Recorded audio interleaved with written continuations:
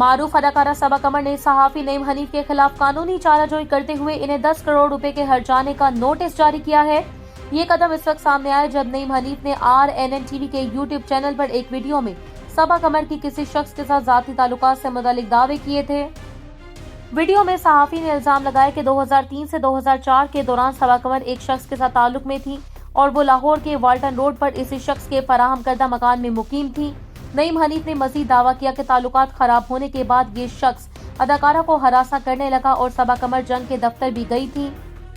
صبا قمر نے ان تمام دعووں کو جھوٹا اور بے بنیاد قرار دیا اور انسٹاگرام سٹوری پر قانونی نوٹس کی تفصیلات بھی شیئر کی۔ نوٹس میں کہا گیا کہ نعیم حنیف نے ان کی ذاتی زندگی کے بارے میں جھوٹے، توہین آمیز اور سنسنی خیز بیانات دیے جو ان کی شہرت اور پیشہ ورانہ ساکھ کو نقصان پہنچا سکتے ہیں۔ صبا قمر نے قانونی نوٹس میں 7 روز کی مہلت دی ہے کہ نعیم حنیف ان مطالبات پر عمل کریں ورنہ ان کے خلاف عدالتی کارروائی کی جائے گی۔